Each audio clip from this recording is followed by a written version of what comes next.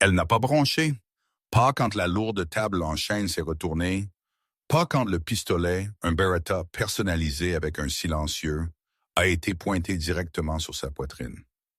Pendant que le reste du restaurant criait et plongeait sous les tables, Oliver Evans restait juste là, tenant une cafetière de café frais et ayant l'air ennuyé. L'homme tenant le pistolet était Lorenzo Moretti, le capot de la pègre de New York, un homme qui dissolvait ses ennemis dans l'acide avant le petit déjeuner. Il s'attendait à ce qu'elle supplie. Il s'attendait à des larmes. Au lieu de cela, elle l'a regardé droit dans les yeux, a ajusté son tablier et a chuchoté 5 mots qui changeraient l'histoire des 5 familles pour toujours. « Mec, ne me défie pas. La pluie à Brooklyn n'a pas nettoyé les choses. Cela a juste rendu la saleté plus glissante. » C'était 23h30 un mardi, et Sal's Corner, une relique de dîner prise en sandwich entre une laverie automatique et un entrepôt condamné, était pratiquement vide. L'enseigne au néon à l'extérieur bourdonnait du ronronnement irritant d'une mouche mourante. Oliver Evans essuya le comptoir pour la 50e fois cette nuit-là. Elle avait 24 ans, avec des yeux fatigués qui avaient trop vu du système de placement familial et des mains durcies par des années de doubles équipes. Elle ne cherchait pas d'ennui. Elle cherchait à payer son loyer, nourrir son chat et peut-être à économiser assez pour finir son diplôme d'infirmière. Mais les ennuis ont une façon de trouver les gens qui se tiennent trop immobiles. La cloche au-dessus de la porte a sonné, non pas avec un tintement amical, mais avec un lourd, sinistre claque alors que la porte était poussée ouverte. L'atmosphère dans le dîner a changé instantanément. L'air est devenu lourd, chargé d'électricité statique. 3 hommes sont entrés. Les 2 flanquant l'arrière étaient des montagnes de muscles dans des vestes en cuir mal ajustées, leurs yeux scannant de la pièce comme des prédateurs vérifiant un périmètre. Mais c'était l'homme au milieu qui aspirait l'oxygène de la pièce, Lorenzo Moretti. Même Oliver, qui faisait de son mieux pour ignorer les nouvelles locales, connaissait le visage. Pommette saillante, yeux de la couleur de l'espresso brûlé, et un costume taillé sur mesure qui coûtait plus cher que le bâtiment dans lequel il se tenait. Il ne marchait pas, il glissait, possédant le sol sur lequel il marchait. Il était le sous-patron de la famille criminelle Moretti, actuellement engagé dans une guerre de territoire sanglante avec la Bratwurst, qui avait transformé South Brooklyn en zone de guerre. Il s'assit dans la banquette d'angle, celle avec la meilleure vue sur la porte et la cuisine. Ses gardes du corps, Rocco et Silas, prirent la banquette la plus proche de l'entrée. Oliver soupira, rangeant une mèche de cheveux noirs derrière son oreille. Elle attrapa un menu et s'approcha. Elle ne se dépêcha pas, elle ne trembla pas. « Menu », dit-elle, glissant la feuille laminée sur la table. Les spécialités sont écrites sur le tableau. La tarte aux cerises est fraîche, le café est brûlé. Votre choix. Lorenzo leva les yeux de son téléphone. Il cligna des yeux, véritablement surpris. D'habitude, les gens bégayaient. D'habitude, le gérant, une épave en soie nommée Gary, se précipiterait pour embrasser sa bague. « Vous savez qui je suis ?» demanda Lorenzo, sa voix un baryton grave et doux qui sonnait comme du whisky cher. « Je sais que vous êtes assis dans ma section, ce qui signifie que vous êtes un client. » répondit Oliver platement. « Café ?» Lorenzo la fixa pendant une longue seconde, l'analysant. Pas de pupilles dilatées, pas de mains tremblantes, juste de l'épuisement. Et une pointe d'agacement, noire, et un steak saignant. Si ce n'est pas saignant, je le renvoie. Si je le renvoie, le cuisinier perd un doigt. Ses gardes du corps gloussèrent sombrement. Oliver ne sourit pas. Elle l'écrivit sur son bloc-notes. La cuisinière est Martha, 60 ans. Si vous la touchez, vous ferez vos propres œufs. J'apporterai le steak saignant. Elle tourna les talons et s'éloigna. Lorenzo la regarda partir, ses yeux se plissant. Dans son monde, la peur était la monnaie. Si quelqu'un n'avait pas peur, il était soit stupide, soit dangereux. Il sortit un étui à cigarette en argent de sa poche, allumant une cigarette malgré le panneau interdit de fumer directement au-dessus de sa tête. Quand Oliver revint avec la cafetière, elle s'arrêta. Elle regarda le panneau, puis Lorenzo, puis la cigarette allumée. « Éteignez-la, dit-elle. » Le diner devint silencieux. Même l'enseigne au néon bourdonnant sembla retenir son souffle. Rocco, le plus grand garde du corps, se leva, sa main allant à l'intérieur de sa veste. « Asseyez-vous, Rocco, » commanda Lorenzo, ne brisant jamais le contact visuel avec Oliver. Il tira une longue bouffée, soufflant la fumée directement sur son visage. « Ou quoi? Vous appellerez la police. Je possède le poste de police dans ce district. Dolcezza, chérie. » Oliver n'a pas chassé la fumée. Elle le fixa, son expression durcissant en quelque chose de froid, quelque chose qui n'appartenait pas au visage d'une serveuse de dîner. « Je n'appellerai pas la police, » dit Oliver doucement. « Mais cette fumée déclenche le système d'extinction d'incendie. Les gicleurs se déclenchent. L'eau est brune et rouillée. Cela ruinera ce costume. C'est de la soie italienne, n'est-ce pas? Tissage personnalisé. Environ 4000 $. Lorenzo fit une pause. Il regarda son costume, puis la regarda à nouveau. « Vous connaissez les tissus. Je sais que la soie mouillée sent le chien mouillé. » « Éteignez-la !» Lorenzo sourit d'un air narquois, un éclat dangereux dans les yeux. Il aimait ce jeu. Il écrasa la cigarette sur la soucoupe blanche immaculée de sa tasse à café, la broyant dans la porcelaine. « Vous avez du feu, serveuse. »« J'aime le feu. Ça me garde au chaud. » Il se pencha en avant, baissant la voix jusqu'à un chuchotement. « Mais soyez prudente. Le feu brûle. Et la graisse tache, répliqua-t-elle. Votre steak sera là dans 10. » Alors qu'elle retournait à la cuisine, Lorenzo sortit son téléphone et composa un numéro. Découvrez qui elle est. Aucune serveuse ne parle à un Moretti comme ça, à moins qu'elle n'ait une assurance. Le steak était saignant, sanglant et saignant, juste comme il l'aimait. Lorenzo mangea en silence, regardant Oliver bouger. Elle était efficace, gracieuse d'une manière utilitaire. Elle l'ignorait complètement, ce qui l'exaspérait plus qu'il ne voulait l'admettre. Quand il eut fini, il fit signe pour l'addition. Oliver la posa sur la table. « 24,50 $, dit-elle. Lorenzo sortit une pince à billets, épaisse de billets de 100 $. Il détacha 5 billets de 100 $ nets, 500 $, et les jeta sur la table. « Gardez la monnaie, dit-il, se levant et boutonnant sa veste.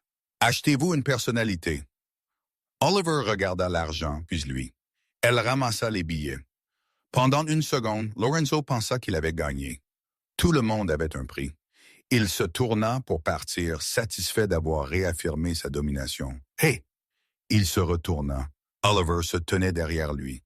Elle lui attrapa la main, attrapa réellement la main du Don de New York et claqua les 500 $ dans sa paume.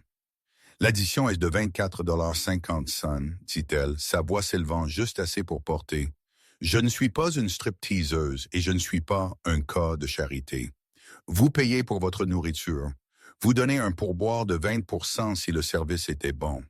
Si vous voulez jeter de l'argent, allez trouver une fontaine. » Rocco et Silas s'avancèrent, leur visage rouge de rage. « Espèce de stupide bestiaire-scotch. » Rocco grogna, tendant la main vers son bras. Crac! Cela s'est passé si vite, Lorenzo l'a presque manqué. Alors que Rocco tendait la main vers elle, Oliver déplaça son poids. Elle attrapa une lourde bouteille de ketchup en verre de la table la plus proche et la claqua sur la main tendue de Rocco, épinglant ses doigts à la table. Rocco hurla. « Ne me touchez pas » siffla Oliver. Ses yeux avaient changé. L'épuisement avait disparu, remplacé par une concentration nette et mortelle. J'ai dit « ne me défie pas ». Le silence dans le diner était absolu. Rocco serrait sa main, sifflant. Silas avait sorti son pistolet, le pointant sur la tête d'Oliver. Lorenzo leva une main, arrêtant Silas. Il regarda Oliver avec de nouveaux yeux. Ce n'était pas une réaction de panique. C'était un réflexe entraîné. « Qui êtes-vous » demanda Lorenzo, sa voix dépourvue de la légèreté précédente. Les serveuses ne cassent pas les doigts avec des bouteilles de ketchup. Je suis une serveuse qui veut que vous sortiez de son diner, dit Oliver, sa poitrine se soulevant légèrement. Elle pointa à la porte. Sortez et emportez vos ordures avec vous. Lorenzo la fixa pendant un long, agonisant moment. L'air crépitait de violence potentielle. Il aurait pu la faire tuer ici même. Ce serait facile. Un désordre, mais facile. Mais quelque chose l'arrêta. Curiosité, respect, ou le fait que pour la première fois en 10 ans, quelqu'un le regardait et ne voyait pas un dieu ou un monstre, mais juste un homme qui l'agaçait. Il rit, un son sec et sans humour. Silas, range ton arme. Rocco, arrête de pleurer. Lorenzo s'approcha d'Oliver, envahissant son espace personnel. Il sentait le parfum cher, le tabac et le danger. Il se pencha, ses lèvres frôlant son oreille. Vous avez gagné cette manche, Oliver Evans. Mais personne n'humilie un Moretti et s'en va. Je vais découvrir ce que vous cachez. Et quand je le ferai, vous souhaiterez avoir pris l'argent. Il laissa tomber un billet de 20 $ et un billet de 5 $ sur le comptoir. L'addition et le pourboire. Gardez la monnaie. Il sortit sous la pluie, son manteau flottant derrière lui. Oliver regarda les feux arrière de son SUV noir s'estomper dans la nuit. Ses mains commencèrent finalement à trembler.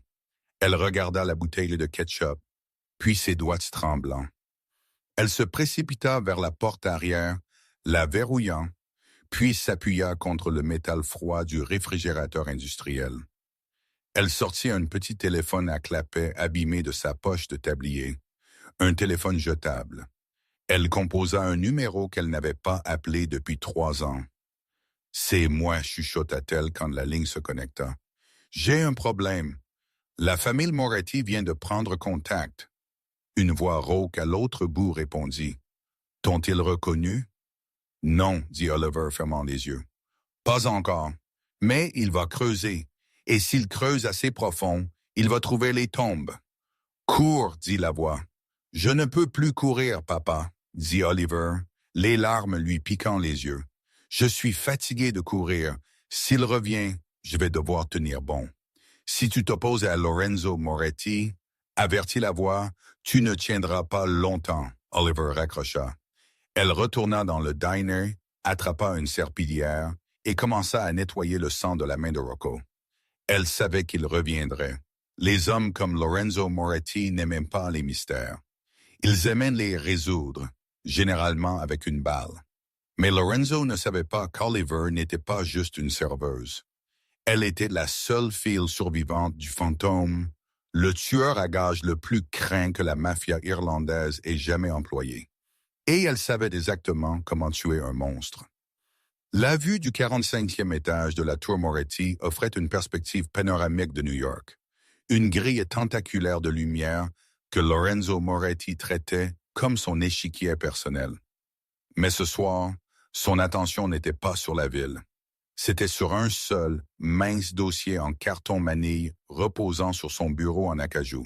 « Vous me dites, » dit Lorenzo, sa voix dangereusement calme, « qu'elle n'existe pas. » Léo, le chef du renseignement de la famille Moretti, un homme qui pouvait trouver une aiguille dans une botte de foin et ensuite vous dire qui avait fabriqué l'aiguille, bougea inconfortablement sur sa chaise.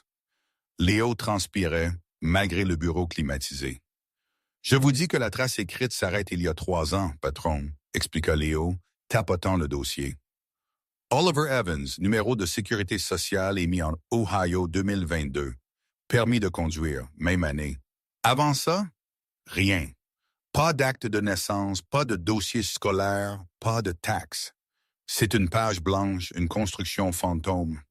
Lorenzo ramassa une photographie attachée au dossier. C'était une photo de surveillance granuleuse d'Oliver quittant le diner, regardant par-dessus son épaule. Elle avait l'air petite, fragile même. Mais il se souvenait de la prise qu'elle avait eue sur la main de Rocco. Il se souvenait de la froideur morte dans ses yeux quand elle avait menacé de ruiner son costume. Une construction professionnelle, songea Lorenzo. Qui crée une fausse identité pour travailler comme serveuse dans un taudis comme Sal's Corner? Quelqu'un se cachant de quelque chose de pire que la pauvreté, suggéra Léo. Ou quelqu'un planté là pour vous surveiller. Les Russes deviennent audacieux, Lorenzo. Peut-être est-elle un agent dormant pour Nikolai Volkov. Lorenzo se leva, marchant vers la fenêtre. Le reflet de son visage dans la vitre était dur, anguleux. Nikolai embauche des brutes et des sadiques ex-KGB. Il n'embauche pas de femmes qui s'inquiètent des systèmes d'extinction d'incendie. Non, elle est autre chose.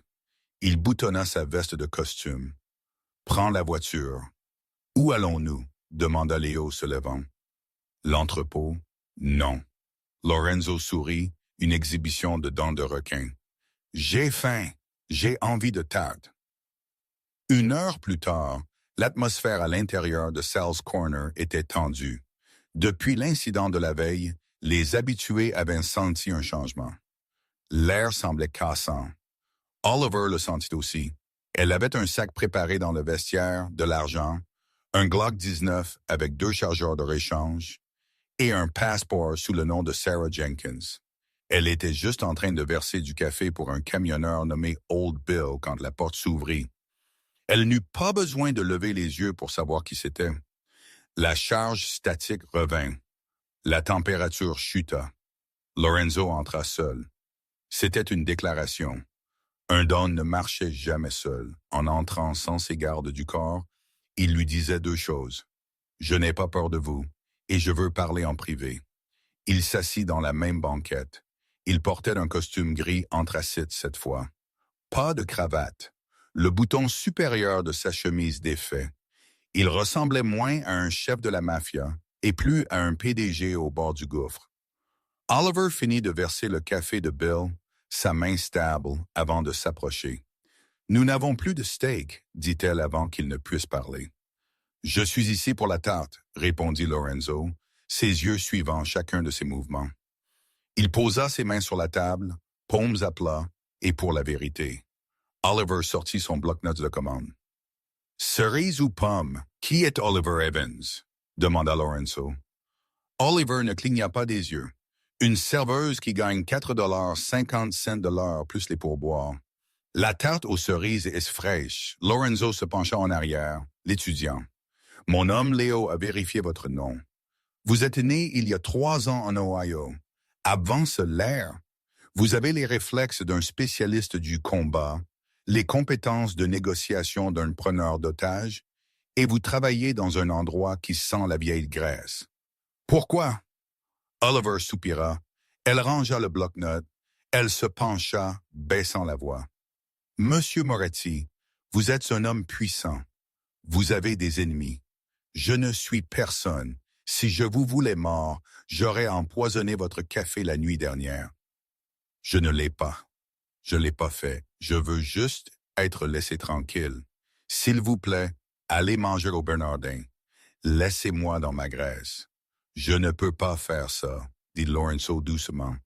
Je suis possessif, Oliver. Quand je trouve un mystère, je le possède. Et vous êtes le puzzle le plus intéressant que j'ai trouvé depuis des années. Il tendit la main, ses doigts effleurant son poignet. Sa peau était chaude, son toucher électrique. Pendant une fraction de seconde, Oliver ressentit un choc qui n'avait rien à voir avec la peur. C'était de l'attraction. Attraction brute, dangereuse. Elle retira sa main comme si elle était brûlée. « Ne faites pas ça, avertit-elle. Vous ne savez pas ce que vous touchez. »« Dites-moi, la défia-t-il, effrayez-moi. Je ne suis pas le genre de fille que vous ramenez chez votre mère, Lorenzo. Je suis le genre de fille que votre père embauche pour nettoyer ses désordres. » Les yeux de Lorenzo s'écarquillèrent légèrement. Il ouvrit la bouche pour répondre, pour la presser sur ce que cela signifiait exactement, quand la fenêtre avant du dîner explosa. Le son n'était pas un boom, c'était un fracas assourdissant, suivi par le cri aigu du verre brisé. « À terre !» cria Oliver. Elle ne plongea pas sous la table. Elle sauta par-dessus le comptoir. Lorenzo, affûté par des années de survie à des tentatives d'assassinat, renversa la lourde table en chaîne sur le côté, créant une barricade de fortune. Des balles déchiraient l'air, traversant les sièges en vinyle, faisant exploser les bouteilles de ketchup et transformant l'enseigne au néon en une pluie d'étincelles. Clac, clac, clac. Tir de fusil automatique, grosse calibre. AK-47. Lorenzo appuya son dos contre la table renversée. Russe! Il grogna. Il porta la main à sa ceinture et jura. Il était venu seul. Il était venu désarmé pour prouver un point. Une arrogance fatale. Avez-vous une arme? Cria Lorenzo par-dessus le rugissement des coups de feu. Oliver était derrière le comptoir, à plat ventre sur le sol au milieu des assiettes en céramique cassées et du café renversé. « Je suis une serveuse! » cria-t-elle en retour. « Vous êtes une menteuse! » rugit Lorenzo. « Avez-vous une arme? » La porte d'entrée fut ouverte à coups de pied, de lourdes bottes craquèrent sur le verre. Les tirs s'arrêtèrent, remplacés par le son sinistre d'un mouvement tactique. « Moretti! » Un accent russe épais résonna dans le diner. « Sortez, petit prince italien. » Nikolai envoie ses salutations. Lorenzo regarda autour de lui. Il était coincé. Pas d'armes, pas de renfort. Il attrapa un couteau à steak du sol, une défense pathétique contre des fusils d'assaut. Puis il vit un mouvement derrière le comptoir. Oliver ne ressemblait plus à une serveuse. Elle avait arraché son tablier. Dans sa main n'était pas une poêle à frire, mais un Sig Sauer P226 noir mat. Elle se déplaçait avec une grâce fluide et terrifiante. Elle vérifia la chambre, son visage un masque de concentration absolue. Elle croisa le regard de Lorenzo. Elle porta un doigt à ses lèvres, puis signala avec deux doigts, deux cibles entrant. Flanc gauche, Lorenzo la fixa. Elle utilisait des signaux manuels tactiques. Le premier Russe passa la banquette, son fusil levé. Il ne la vit jamais. Oliver surgit de derrière le comptoir.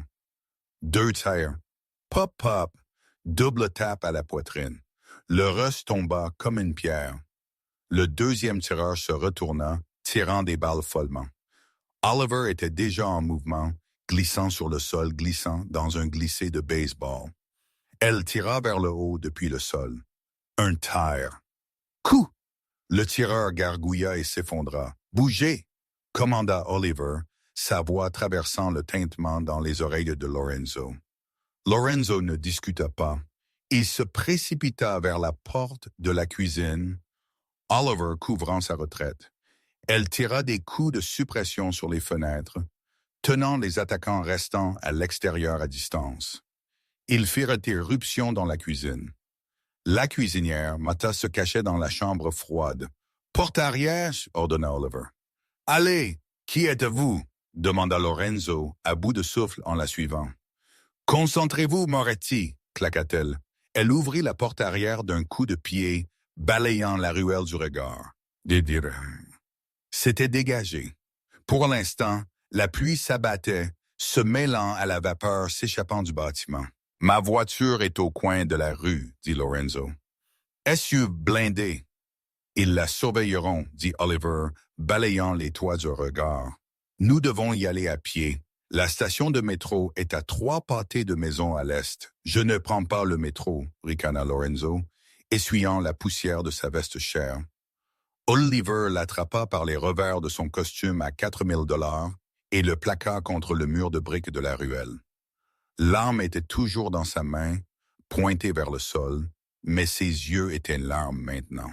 « Écoutez-moi, prince, » siffla-t-elle. « Il y a au moins 6 hommes de plus devant. Ce sont des mercenaires entraînés par les Spetsnaz sur la masse salariale de Nikolai. Ils ne se soucient pas de votre costume, de votre argent ou de votre ego. Vous êtes un poids mort pour moi en ce moment. Si vous voulez vivre, vous faites exactement ce que je dis. Comprenez-vous? » Lorenzo la regarda. La pluie lui collait les cheveux au visage. Elle était féroce, belle et terrifiante. L'adrénaline le submergea, un mélange de peur et d'une excitation indéniable, tordue. Il n'avait jamais rencontré une femme qui pouvait le dominer, jusqu'à maintenant. Menez le chemin, dit-il. Ils coururent. Ils restèrent dans l'ombre, se déplaçant à travers le labyrinthe de Brooklyn Alice. Oliver se déplaçait comme un fantôme, vérifiant les coins, étouffant ses pas. Lorenzo, se surprenant lui-même, suivait. Il n'était pas juste un costume. Il avait grandi dans ces ruses avant de les diriger. Ils atteignirent l'entrée du métro, juste au moment où une camionnette noire crissait au coin derrière eux. « Allez, sautez le tourniquet !» cria Oliver. Ils franchirent les portillons et sprintèrent dans les escaliers, juste au moment où le train entrait. Ils se faufilèrent à travers les portes qui se fermaient. Le train avança avec un à-coup. Ils étaient en sécurité. Le wagon était vide à l'exception d'un sans-abri dormant dans le coin. Oliver rangea son arme au niveau des reins, la couvrant avec son cardigan de dîner surdimensionné. Elle s'affaissa contre le poteau métallique, glissant pour s'asseoir sur le banc en plastique. Ses mains, pour la première fois, tremblaient violemment. La décharge d'adrénaline. Lorenzo se tenait au-dessus d'elle, respirant difficilement. Il regarda la femme qui venait de lui sauver la vie. Il regarda le sang sur ses mains.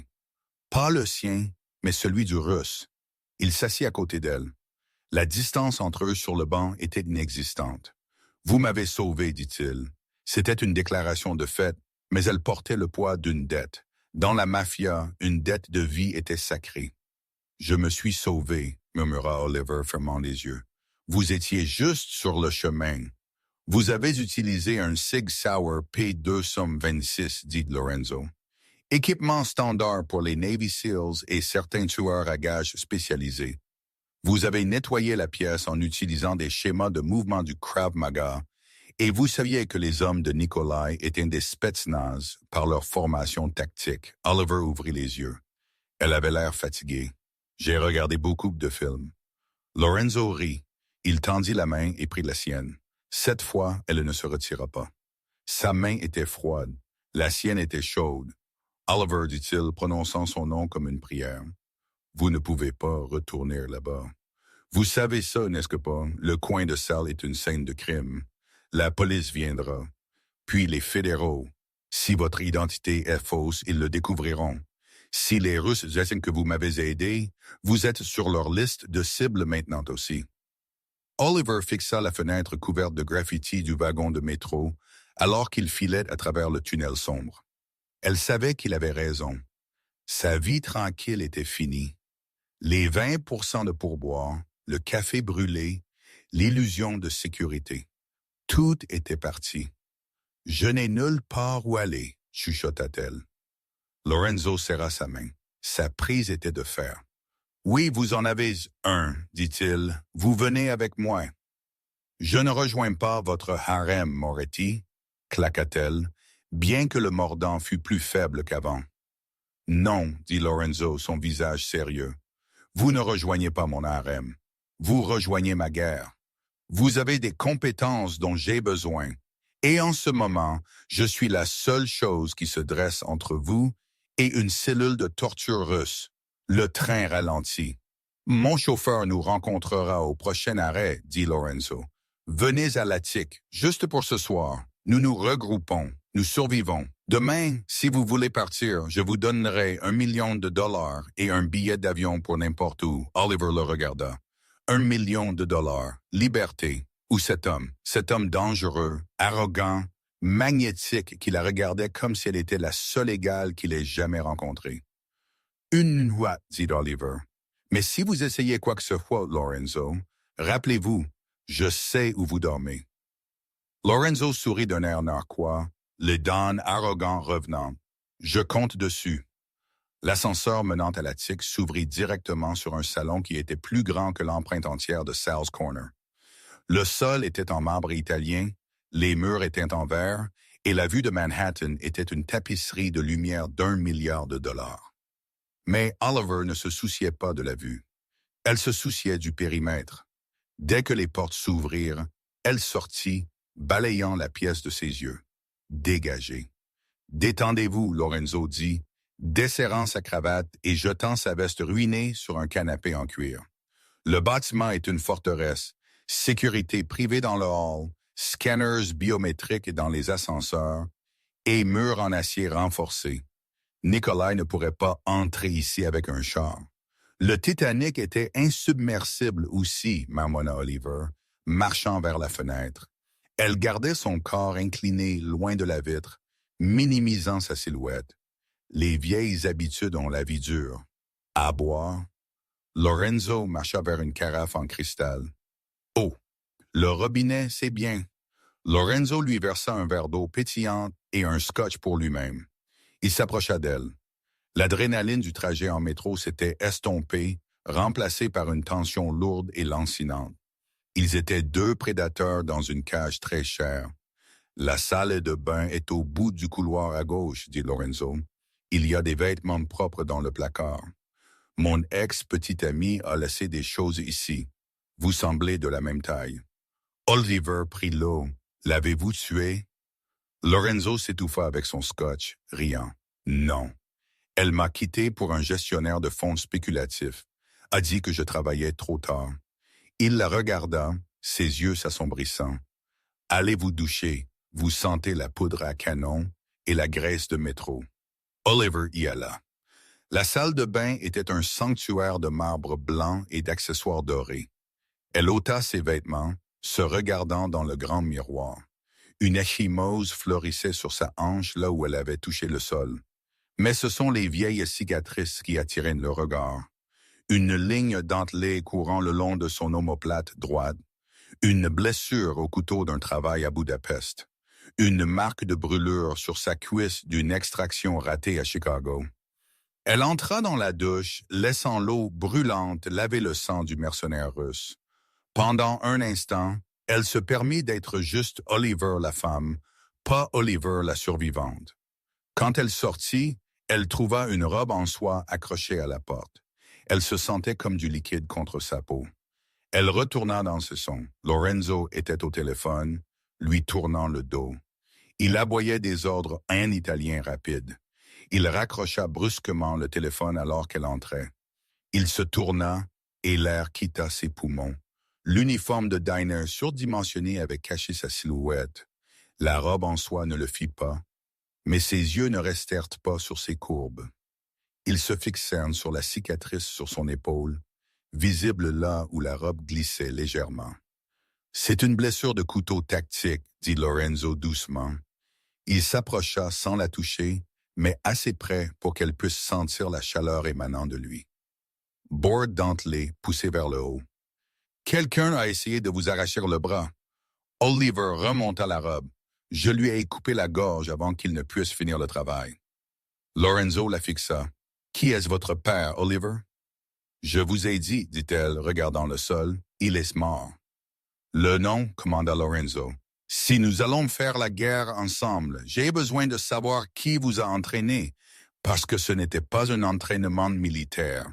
C'était un entraînement d'assassin. » Oliver leva les yeux. Ses yeux étaient défiants. Son nom était Arthur Penaligon.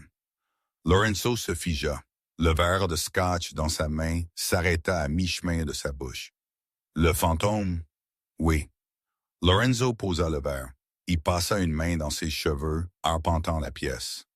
Arthur Penaligon, l'indépendant, l'homme qui a tué le chef des Yakuza dans une pièce fermée à Tokyo. L'homme qui était un mythe. Il s'arrêta et la regarda avec un mélange d'admiration et d'horreur. Ils l'ont trouvé il y a 3 ans, dans une cabane en Ohio, brûlé jusqu'aux fondations. Ils ne l'ont pas trouvé, corrigea Oliver doucement. Ils ont trouvé un corps. Il est mort d'un cancer 2 jours avant l'incendie. J'ai brûlé la cabane pour simuler ma propre mort. Je lui avais promis que je m'en sortirais, que je serais normal. Et vous êtes devenue serveuse, dit Lorenzo, secouant la tête. La fille du plus grand tueur à gages de l'histoire, servant du café. J'étais heureuse, dit Oliver, sa voix se brisant. J'étais en sécurité. Vous vous cachiez, corrigea Lorenzo. Il s'avança, prenant son visage entre ses mains. Ses pouces traçaient ses pommettes, mais vous ne pouvez pas cacher le feu, Oliver. Finalement, il brûle à travers. Il se pencha. Ce n'était pas une exigence cette fois. C'était une question. Oliver ne se retira pas. Elle se pencha dans son toucher, la barrière entre eux s'effondrant. Ses lèvres rencontrèrent les siennes, dures, exigeants, goûtant le scotch et le danger. Elle l'embrassa en retour avec la même intensité qu'elle avait utilisée pour nettoyer le diner. C'était une collision de deux mondes violents, trouvant une orbite commune. Il la tira plus près, ses mains s'emmêlant dans ses cheveux humides. Pendant un instant, il n'y eut pas de Ross, pas d'armes, pas de passé, juste la chaleur de lui. Mais alors, son téléphone sonna. Lorenzo gémit, se retirant. Il regarda l'écran. « C'est Léo. Je dois prendre ça. » Il répondit sur haut-parleur. « Parlez-moi. »« Patron ?» La voix de Léo tremblait. « Nous avons un problème, un gros. Les Russes, ils n'ont pas juste frappé le diner. Ils ont frappé l'entrepôt dans le Queens et le chantier naval dans le Jersey. Frappe simultanée. Ils savaient exactement où nos équipes seraient. » Le visage de Lorenzo devint froid. « C'est impossible. Le rotor pour le chantier naval est hors ligne. Seul le cercle intérieur le sait. »« Il y a plus, » dit Léo. « Nous avons trouvé quelque chose sur un des Russes morts au dîner. Un téléphone. Il a un message texte envoyé 10 minutes avant que vous n'arriviez. »« Lisez-le, » ordonna Lorenzo. Les lions viennent à l'agneau, seuls, feu vert. Les yeux de Lorenzo rencontrèrent ceux d'Oliver. « Quelqu'un vous a vendu, » chuchota Oliver. « Qui savait que je venais au diner ?» demanda Lorenzo à la pièce, sa voix terrifiante de calme. « Juste moi, » dit Léo, « et les capos, Vinny, Paulie et Silas. Faites-les tous venir ici, » commanda Lorenzo. « Maintenant. » 30 minutes plus tard, le salon était un tribunal. 3 hommes se tenaient devant Lorenzo. Vinny, un homme corpulent avec un visage de bulldog, qui dirigeait les opérations de jeu. Paulie, un homme mince et nerveux qui s'occupait des syndicats. Silas, le garde du corps qui avait été au diner la nuit précédente, soignant un bras bandé où une balle l'avait effleuré pendant l'évasion. Oliver était assise dans le coin, vêtue d'un col roulé noir et d'un pantalon que Lorenzo lui avait trouvé. Où elle ne parla pas. Elle regardait juste. Elle analysait les micro-expressions, les schémas de transpiration, les rythmes respiratoires. Elle faisait ce que son père lui avait appris. Chasse. L'un d'entre vous, dit Lorenzo, se servant un autre verre, est une taupe. Le silence était assourdissant. Patron, je suis avec vous depuis le temps de votre père, grogna Vinny. Je prendrais une balle pour vous. J'étais au dîner, protesta Silas. J'ai failli mourir. Et j'étais à la maison avec ma femme, Queen Apolli. Lorenzo regarda Oliver. Eh bien, vous êtes l'experte. Qui est-ce? Oliver se leva. Elle marcha lentement vers la ligne d'hommes. Elle les encercla comme un requin. Elle s'arrêta devant Vinny. Il soutint son regard, en colère mais stable. Elle s'arrêta devant Polly. Il tremblait, mais Polly tremblait toujours. Elle s'arrêta devant Silas. « Montrez-moi votre téléphone, » dit Oliver. Silas ricana. « Qui est cette gonzesse, patronne? » Je ne réponds pas. Clic. Lorenzo avait sorti son arme pointée sur la tête de Silas. « Elle parle avec ma voix. Montrez-lui le téléphone. » Silas déglutit difficilement. Il porta la main à sa poche et tendit son iPhone. Oliver le fit défiler. Propre, trop propre, elle le rendit, puis elle regarda son poignet. Il portait une Rolex Daytona. « Oh, belle montre, » dit Oliver. « Neuve? » « Ouais, » dit Silas, transpirant légèrement. « Je l'ai eue la semaine dernière. Un cadeau à moi-même. » Oliver se tourna vers Lorenzo. « Ce n'est pas Silas. » Laissa échapper un souffle. « C'est Paulie, » dit Oliver, se retournant pour faire face à l'homme mince. « Quoi? » hurla Paulie. « Vous êtes folle. Je suis loyal. Vérifiez ses chaussures, » dit Oliver calmement. Lorenzo fronça les sourcils. « Ses chaussures? »« Bouh, » dit Oliver pointant. « Argile rouge. Spécifiquement le genre d'argile trouvé sur le chantier de construction à côté de l'entrepôt dans le Queens. L'entrepôt qui a été frappé ce soir. Paulie a dit qu'il était à la maison avec sa femme, mais ses chaussures disent qu'il était sur le site de l'embuscade. Le visage de Paulie devint blanc. Il s'enfuit. Il fit 3 pas vers l'ascenseur avant que Vinny ne le plaquât. Ils s'écrasèrent sur le sol de marbre. Vinny le traîna par le col, le jetant aux pieds de Lorenzo. « Paulie, soupira Lorenzo, regardant l'homme en pleurs. « Pourquoi? Ils ont menacé mes enfants, sanglota Paulie. Nikolai. Il m'a envoyé des photos d'eux à l'école. Il a dit qu'il les écorcherait vifs. Je n'avais pas le choix, Lorenzo. Je n'avais pas le choix. Lorenzo le regarda avec zéro pitié. Il y a toujours un choix. Vous venez à moi. Nous protégeons votre famille. Vous ne vendez pas votre sang. Lorenzo leva son arme. Attendez, dit Oliver. Lorenzo fit une pause. C'est un traître, Oliver. La peine et la mort. Il est plus utile vivant, dit Oliver. Elle s'approcha de Paulie, s'accroupissant. Paulie, arrête de pleurer et écoute. Vous allez appeler Nikolai. Paulie leva les yeux, reniflant. Quoi? Vous allez l'appeler, dit Oliver, un sourire froid et impitoyable se répandant sur son visage. Et vous allez lui dire que le coup au diner a échoué, mais que Lorenzo est blessé, gravement. Dites-lui que Lorenzo se cache à la planque dans le Bronx, l'ancienne usine de conditionnement de viande. Lorenzo leva un sourcil. Je n'ai pas de planque dans l'usine de conditionnement de viande. Cet endroit est un piège mortel. Une entrée, une sortie. Exactement, dit Oliver se levant. Nous allons inviter Nikolai à des funérailles. Les siennes. Lorenzo la regarda, et pour la première fois depuis des années, il ressentit un véritable frisson. Elle n'était pas juste une partenaire. Elle était une reine. Léo, aboya Lorenzo. Prendre la voiture. Vinny attrapa le gros matériel. Nous allons dans le Bronx. Il se tourna vers Oliver. Et vous? J'ai besoin d'une arme, dit Oliver.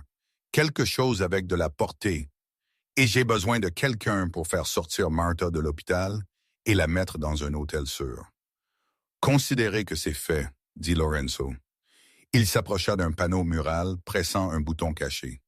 Le mur s'ouvrit, révélant une armurerie qui ferait pâlir d'envie une équipe du SWAT. « Choisissez votre poison, Dolcezza », sourit Lorenzo. Oliver passa devant les pistolets et les fusils de chasse. Elle tendit la main vers un fusil de précision, un Barrett calibre .50. « C'est une grosse arme pour une petite fille », marmonna Silas, se remettant encore de l'accusation. Oliver vérifia la lunette, ses mouvements professionnels et nets. « Je ne suis pas une petite fille, Silas. Je suis la fille du fantôme. Et ce soir, je vais rappeler aux Russes pourquoi ils vérifiaient sous leur lit pour mon père. » Elle se tourna vers Lorenzo. « Allons tuer un roi. » Le quartier des abattoirs du Bronx, à 2 heures du matin, était un cimetière de métal rouillé et de rêves oubliés. L'abattoir abandonné, un monolithe de briques et de verre brisés, se dressait contre le ciel orageux comme une bête attendant d'être nourrie. À l'intérieur, l'air était épais de l'odeur de vieux cuivre et de pourriture. Position, la voix de Lorenzo crépita dans l'oreillette. Et il se tenait au centre du principal étage d'abattage, entouré de passerelles et de crochets rouillés suspendus à des chaînes de plafond. Il était seul, visible, assis sur une caisse en bois, au centre d'un faisceau de projecteurs qu'il avait installé. Il semblait vulnérable, un roi blessé attendant le bourreau. Position élevée établie, la voix d'Oliver revint, calme et détachée. Elle était perchée sur une passerelle à 40 pieds au-dessus, nichée dans l'ombre d'un conduit de ventilation. Le fusil de sniper Barrett calibre .550 reposait sur un bipied, son canon pointant vers les massives portes de quai de chargement. La dérive est négligeable. J'ai les yeux sur le périmètre. 3 SUV approchent, vitres teintées. Pas de plaque. L'heure du spectacle, chuchota Lorenzo. En bas, Paulie se tenait près des portes de quai de chargement, tremblant si fort que ses dents claquaient. Il tenait son téléphone levé, l'écran brillant contre son visage pâle et en sueur. Les portes s'ouvrirent en grinçant. Les phares perçaient la pénombre, aveuglant de luminosité. 3 Cadillacs blindés roulèrent dans le vaste espace ouvert de l'usine. Ils s'éventèrent, créant un mur défensif. Les portes s'ouvrirent. Des hommes se déversèrent, 12 d'entre eux, lourdement armés, portant des gilets tactiques. Et finalement, du véhicule central, Nikolai Volkov émergea. C'était un géant d'homme, bâti comme un char, avec une tête rasée et une cicatrice courant à travers son sourcil gauche. Il portait un long trench coat en cuir et tenait un pistolet Desert Eagle plaqué or. Lorenzo, hurla Nikolai, sa voix résonnant sur les murs métalliques. Donc, les rumeurs sont vraies. Vous êtes blessé, coincé, comme un rat. Nikolai regarda Polly. Bon chien. Polly sanglota. Je l'ai fait, Nikolai. Je l'ai amené. Maintenant, laissez partir ma famille. Nikolai sourit, un tourdage cruel de lèvres. J'ai menti. Pan. Nikolai tira sur Polly dans la poitrine sans même le regarder.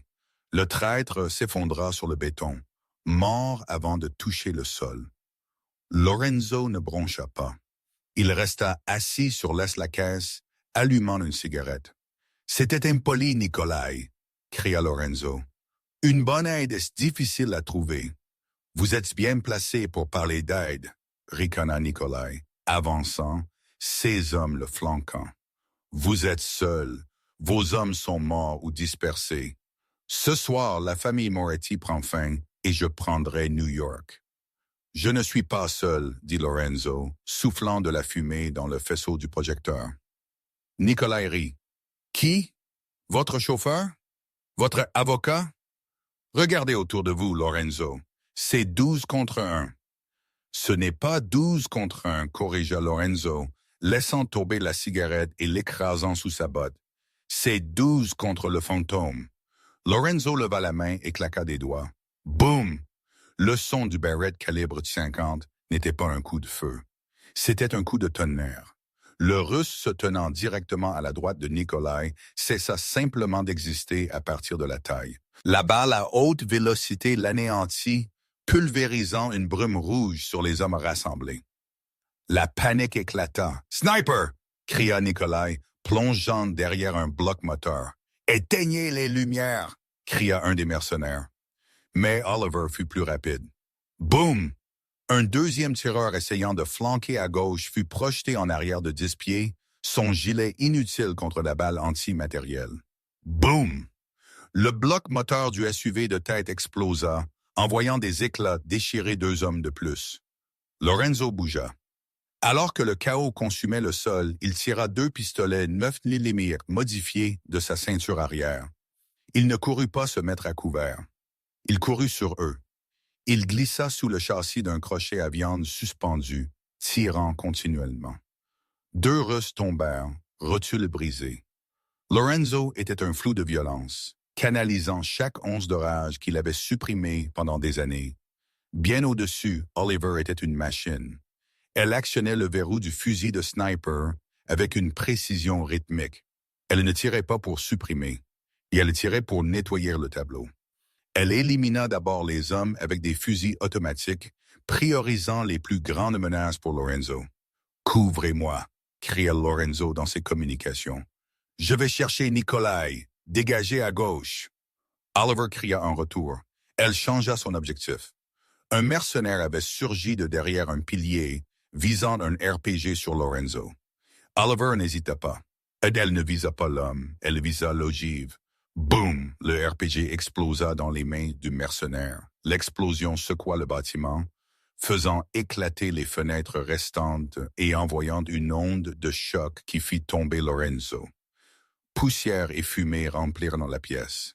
Lorenzo toussa, se relevant péniblement. Ses oreilles bourdonnaient. « Oliver! Statue! Statique! Oliver! » Rien. Lorenzo balaya les passerelles du regard. L'explosion avait effondré une partie du portique supérieur. « Non! » grogna-t-il. Soudain, une ombre surgit de la fumée. « Nikolai !» Le géant russe percuta Lorenzo comme un train de marchandises. Les armes de Lorenzo glissèrent sur le sol. Ils s'écrasèrent dans un tas de vieilles machines. Ce n'était plus une fusillade, c'était une bagarre. Nikolai était plus fort, plus lourd. Il attrapa Lorenzo par la gorge, le soulevant du sol et le plaquant contre un pilier de briques. « Où est votre ange maintenant? » rugit Nikolai, serrant. Lorenzo griffa les mains massives de Nikolai, sa vision se troublant. Il donna des coups de pied.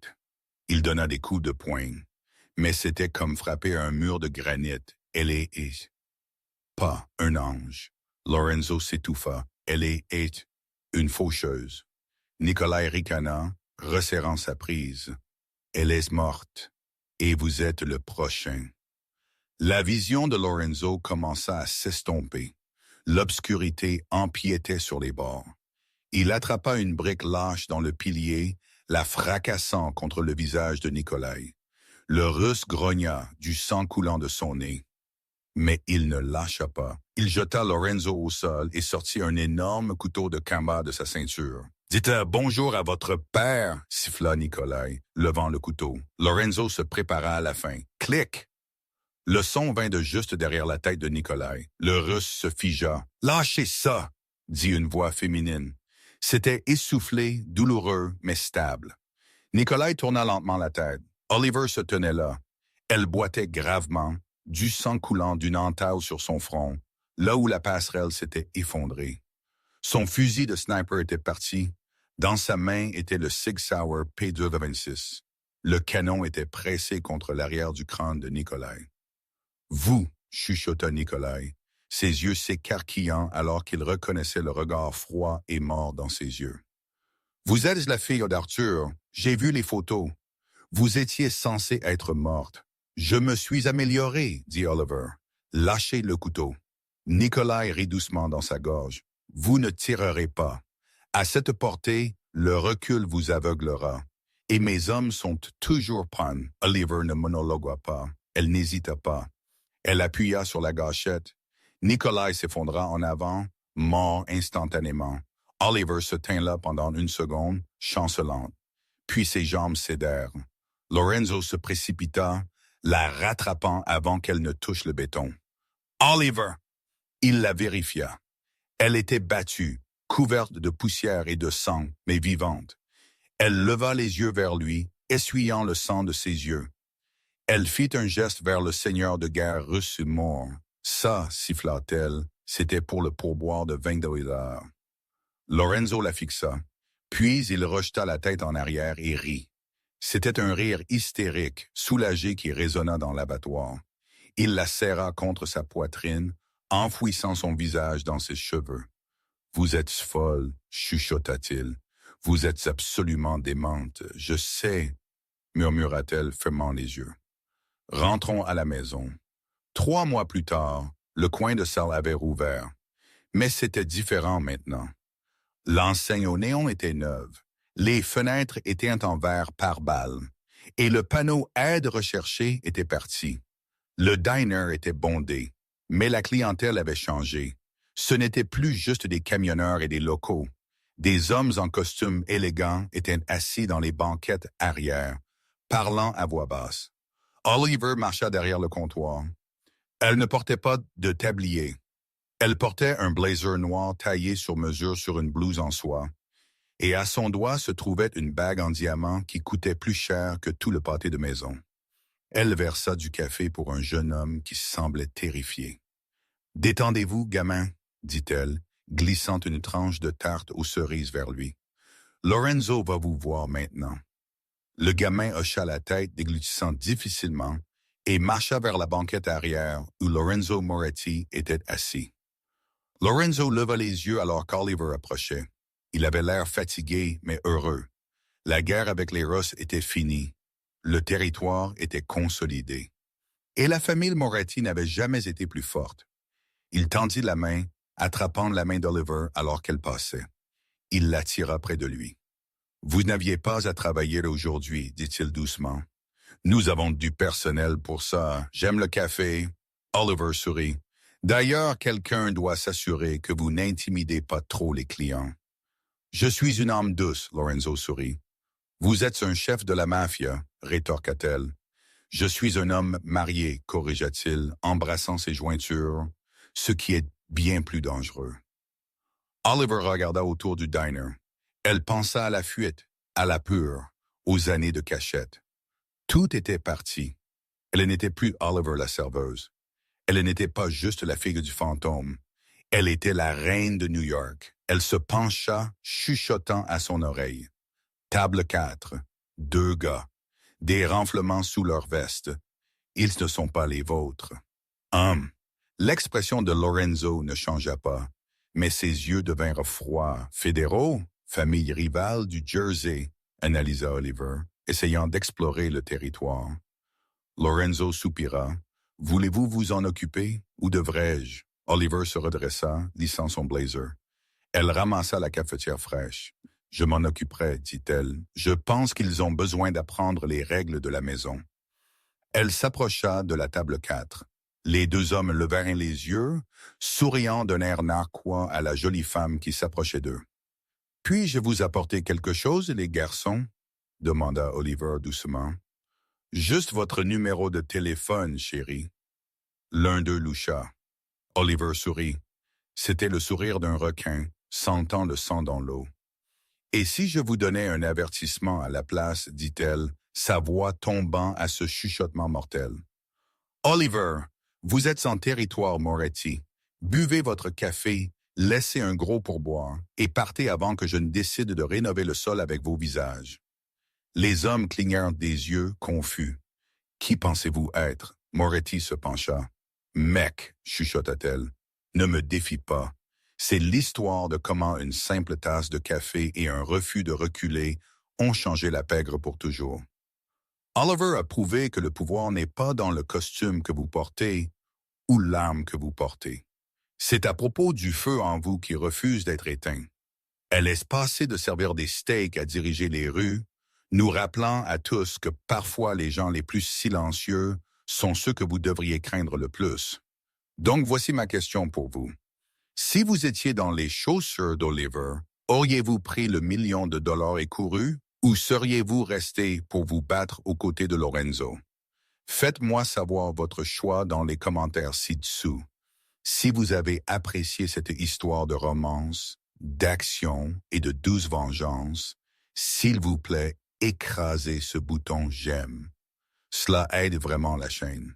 N'oubliez pas de vous abonner et de cliquer sur la notification en forme de cloche pour ne jamais manquer une nouvelle